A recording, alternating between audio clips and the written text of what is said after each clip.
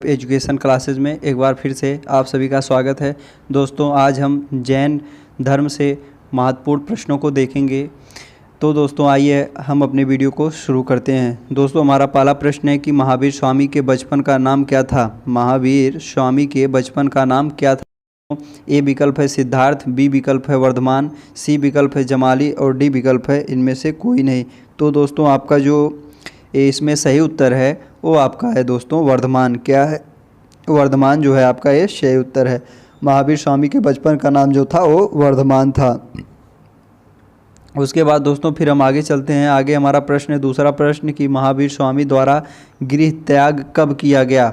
महावीर स्वामी द्वारा गृह त्याग कब किया गया। तो आपका ए विकल्प है 12 वर्ष की उम्र में, बी विकल्प है आपका 25 वर्ष की उम्र में, सी विकल्प है 30 वर्ष की उम्र में और डी विकल्प है इनमें से कोई नहीं। तो दोस्तों जो महावीर स्वामी के द्वारा गृह त्याग की घटना हुई थी दोस्तों वो आपका हुई थी, कब हुई थी? 30 वर्ष की उम्र में। कब हुई थी दोस्तों? 30 वर्ष की उम्र में हुई थी। तो आपका जो ये सी उत्तर है आपका जो सही उत्तर है। इसके बाद दोस्तों हम अपने अगले प्रश्न पर बढ़ते हैं। हमारा अगला प्रश्न है कि महावीर स्वामी की प्रथम शिष्या थी। महावीर स्वामी की प्रथम शिष्या कौन थी। तो आपका ए विकल्प है प्रियदर्शना, बी विकल्प है यशोदा, बी विकल्प है चंदना, सी विकल्प है यशोदा, डी विकल्प है त्रिशला। तो दोस्तों आपका जो सही उत्तर है महावीर स्वामी की जो प्रथम शिष्या थी वो आपके थी दोस्तों चंदना। कौन थी? चंदना आपका सही उत्तर है। उसके बाद फिर दोस्तों आपका अगला प्रश्न है कि महावीर स्वामी को ज्ञान की प्राप्ति कितने वर्ष की तपस्या के बाद हुई। आपका जो चौथा प्रश्न है कि महावीर स्वामी को ज्ञान की प्राप्ति कितने वर्ष की तपस्या के बाद हुई। तो आपका ए विकल्प है 12 वर्ष, बी विकल्प है 14 वर्ष, सी विकल्प है 16 वर्ष और डी विकल्प है 30 वर्ष। तो दोस्तों जो आपका चौथा प्रश्न है कि महावीर स्वामी को ज्ञान की प्राप्ति कितने वर्ष के बाद हुई थी, तो आपका जो ए विकल्प है 12 वर्ष, ये आपका जो है सही उत्तर है। उसके बाद दोस्तों फिर हम अपने अगले प्रश्न पर बढ़ते हैं। हमारा अगला प्रश्न है कि महावीर स्वामी द्वारा प्रथम उपदेश दिया गया। महावीर स्वामी द्वारा प्रथम उपदेश दिया गया। तो आपका ए विकल्प है वैशाली में, बी विकल्प है आस्ती का ग्राम और सी विकल्प है पावापुरी और डी विकल्प है राजगिरी। तो दोस्तों ये इसमें जो आपका महावीर स्वामी द्वारा प्रथम उपदेश दिया गया ये है आपका राजगिरी में। कहाँ पर है? राजगिरी में है। उसके बाद दोस्तों फिर हम अपने अगले प्रश्न पर बढ़ते हैं। हमारा अगला प्रश्न है कि Sallekhana is not suicide. Sallekhana is not suicide पुस्तक के रचयिता कौन है। तो दोस्तों आपका ए विकल्प है शेखर हदटगड़ी और उसके बाद बी विकल्प है सुनील अंबानी और सी विकल्प है टी के टुक्कोल और डी विकल्प है देवल कायर। तो आपका इसमें जो सही उत्तर है वो आपका है टी के टुक्कोल जो है आपका ये सही उत्तर है। इसके बाद फिर हम अपने अगले प्रश्न पर बढ़ते हैं। हमारा अगला प्रश्न है कि जैन समुदाय द्वारा जैन प्रतीक चिन्ह पर कब सहमति प्रदान की गई। जैन समुदाय द्वारा जैन प्रतीक चिन्ह पर कब सहमति प्रदान की गई। आपका ए विकल्प है 599 BC, बी विकल्प है 540 BC, सी विकल्प है 1975 AD और डी विकल्प है 2004 AD। तो दोस्तों जो आपका ये जैन समुदाय द्वारा जैन प्रतीक चिन्ह पर सहमति पाई गई थी ये कब पाई गई थी? 1975 AD में। कब पाई गई थी? 1975 AD जो है आपका ये सही उत्तर है। फिर हम अपने अगले प्रश्न पर बढ़ते हैं। हमारा अगला प्रश्न है कि जैन प्रतीक चिन्ह में कितने लोक को वर्णित किया गया है। जैन प्रतीक चिन्ह में कितने लोक को वर्णित किया गया है। तो आपका ए विकल्प है 1, बी विकल्प है 2, सी विकल्प है 3 और डी विकल्प है 4। तो आपका जो जैन प्रतीक चिन्ह में जो है कि कितने लोगों को वर्णित किया गया है, तो 3 लोगों को वर्णित किया गया है। कितने लोगों को? जो आपका सी विकल्प है ये आपका जो है सही उत्तर है। इसके बाद फिर हम अपने अगले प्रश्न पर बढ़ते हैं। हमारा अगला प्रश्न है कि जैन धर्म को संगठित व विकसित करने का श्रेय किसको दिया जाता है। जैन धर्म को संगठित व विकसित करने का श्रेय किसको दिया जाता है। तो ये आपका ए विकल्प है वर्धमान महावीर, बी विकल्प है ऋषभदेव, सी विकल्प है अरिस्टनेमी और डी विकल्प है मल्लीनाथ। तो आपका जो जैन धर्म को संगठित करने का और विकसित करने का जो भरपूर श्रेय जाता है वो आपका जाता है वर्धमान महावीर। किसको जाता है? वर्धमान महावीर जो है आपका ये सही उत्तर है। उसके बाद फिर हम आगे बढ़ते हैं। हमारा अगला प्रश्न है कि किस पंथ के अनुयायी तेरापंथी कहलाएं। किस पंथ के अनुयायी जो हैं तेरापंथी कहलाएं? तो आपका ए विकल्प है श्वेतांबर, बी विकल्प है दिगंबर, सी विकल्प है आजीवक और डी विकल्प है इनमें से कोई नहीं। तो आपका जो ये अनुयायी पंथी तेरापंथी जो इसमें कहलाए हैं वो आपका कौन कहलाए हैं? तो श्वेतांबर कहलाए हैं। इसमें जो आपका सही उत्तर हो जाएगा वो आपका हो जाएगा श्वेतांबर। कौन हो जाएगा? श्वेतांबर जो है आपका ये सही उत्तर हो जाएगा। उसके बाद फिर हम अगला प्रश्न देखते हैं। हमारा अगला प्रश्न है 11वां प्रश्न कि किस पंथ के अनुयायी शमैया कहलाए? किस पंथ के अनुयायी शमैया कहलाएं? तो आपका ए विकल्प है श्वेतांबर, बी विकल्प है दिगंबर, सी विकल्प है आजीवक और डी विकल्प है जातक समूह। तो किस पंथ के अनुयायी जो है शमैया कहलाए हैं? तो इसमें जो है आपका जो उत्तर होगा दिगंबर। क्या होगा? दिगंबर जो है आपका ये सही उत्तर है। उसके बाद फिर हम अगले प्रश्न पर बढ़ते हैं। हमारा अगला प्रश्न है 12वां प्रश्न कि जैन धर्म का प्रथम तीर्थंकर कौन था? जैन धर्म का प्रथम तीर्थंकर कौन था? तो दोस्तों आप देखेंगे कि आपका ए विकल्प है ऋषभदेव, बी विकल्प है अरिष्टनेमि और सी विकल्प है पार्श्वनाथ और डी विकल्प है महावीर स्वामी। तो जो आपका 12वां प्रश्न है कि जैन धर्म का प्रथम तीर्थंकर कौन था?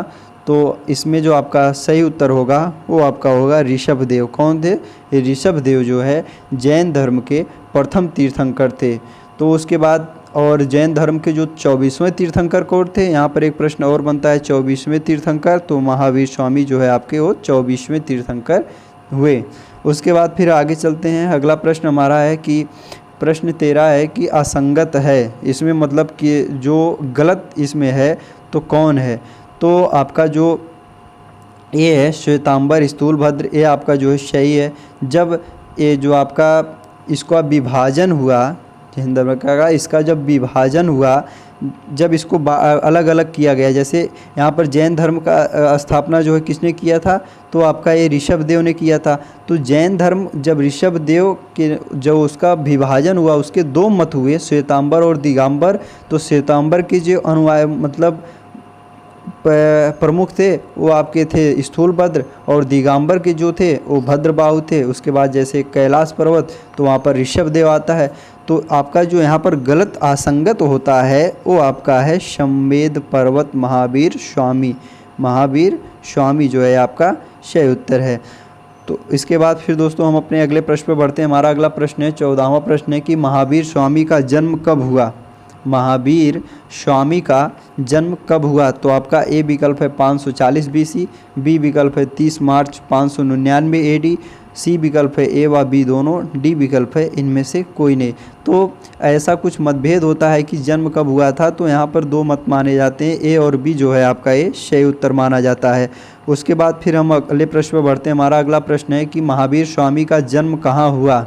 महावीर स्वामी का जो जन्म हुआ वो कहाँ हुआ? तो आपका ए विकल्प है कुंडग्राम, बी विकल्प है पावापुरी, उसके बाद सी विकल्प है जिभृग्राम और डी विकल्प है पड़रौना वीर भारी। तो जो आपका 15वां प्रश्न है ये कि महावीर स्वामी का जन्म कहाँ हुआ था? तो महावीर स्वामी का जो जन्म हुआ था वो आपका हुआ था कुंडग्राम में। कहाँ हुआ था? कुंडग्राम जो है आपका सही उत्तर है। 15वां प्रश्न का जो आपका सही उत्तर है वो आपका है कुंडग्राम। महावीर स्वामी का जन्म कहाँ हुआ था? तो वो कुंडग्राम में हुआ था। उसके बाद फिर हम अपने अगले प्रश्न पर बढ़ते हैं। हमारा अगला प्रश्न है कि कौन सा कथन असंगत है? कौन सा कथन जो है असंगत है? तो आपका ए विकल्प है कैवल्य सर्वोच्च ज्ञान की प्राप्त व्यक्ति, जिन विजेता, आहर्त, पूज्य और निग्रंथ बंधन रहित, और आपका जो ई विकल्प है इनमें से कोई नहीं। तो जो आपका 16वां प्रश्न है कि इनमें से कौन सा कथन असंगत है, तो सभी कथन जो आपके इसमें हैं वो आपके असंगत, मतलब इनमें से कौन सा कथन असंगत है? तो कोई कथन असंगत नहीं है। आपके जो 4 ये हैं सब संगत हैं, मतलब सब जो हैं सही हैं। तो इसका उत्तर क्या हो जाएगा दोस्तों? इनमें से कोई नहीं। उसके बाद फिर आगे चलते हैं। आगे हमारा प्रश्न है कि जैन तीर्थंकर ऋषभदेव व अरिष्टनेमि का उल्लेख किस वेद में मिलता है। जैन तीर्थंकर ऋषभदेव मतलब जैन तीर्थंकर जो थे ऋषभदेव और अरिष्टनेमि जो थे उनका जो है उल्लेख किस वेद में मिलता है। तो आप देखेंगे उनका जो उल्लेख मिलता है वो मिलता है ऋग्वेद में। किस वेद में मिलता है तो ऋग्वेद जो है आपका ये सही उत्तर है। ऋग्वेद में जो है इनका उल्लेख मिलता है। उसके बाद फिर हम आगे चलते हैं तो हमारा 18वां प्रश्न है कि निम्न में से कौन सा कथन असत्य है। अब इनमें से देखना है कि कौन सा कथन असत्य है। 18वां प्रश्न आपका तो आपका ए विकल्प है जैन धर्म में अहिंसा पर बल दिया गया, और बी विकल्प है कि जैन धर्म में कृषि व युद्ध में भाग लेने पर प्रतिबंध था, और सी विकल्प है जैन धर्म पुनर्जन्म व कर्मवाद में विश्वास करता था, और डी विकल्प है जैन धर्म संसार की वास्तविकता को अस्वीकार करता है। तो आपका जो इनमें से असत्य कथन है दोस्तों, जो आपका 18वां प्रश्न है कि इनमें से कौन सा असत्य कथन है, तो ये जो आपका डी वाला है कि जैन धर्म संसार की वास्तविकता को अस्वीकार करता था, ये आपका जो है सही उत्तर है।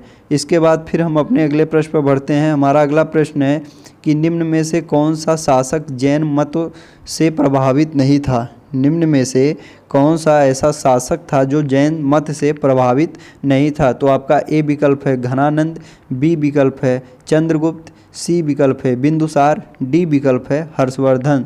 तो आपका जो 19वां प्रश्न है कि निम्न में से कौन सा शासक जैन मत से प्रभावित नहीं था, तो इसमें जो आपका सही उत्तर है वो है हर्षवर्धन। जो डी ऑप्शन आपका है सही उत्तर है।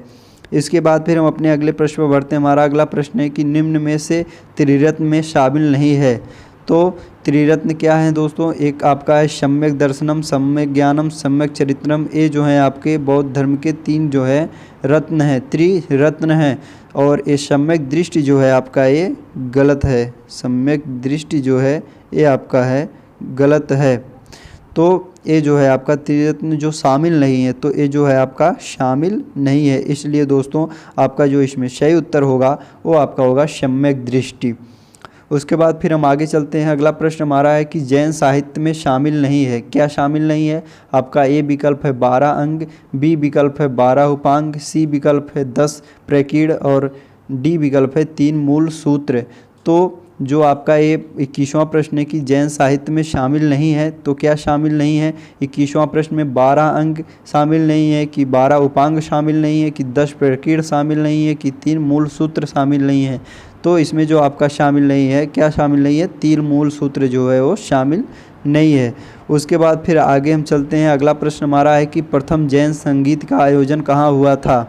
22वां प्रश्न है कि प्रथम जैन संगीत का आयोजन कहाँ हुआ था। तो प्रथम जैन संगीत का जो आयोजन हुआ था वो आपका ए विकल्प है पाटलिपुत्र, बी विकल्प है वल्लभी, सी विकल्प है राजगिरी, डी विकल्प है कुंडनवन। तो आपका प्रथम जैन संगीत का जो आयोजन हुआ था वो आपका पाटलिपुत्र में हुआ था।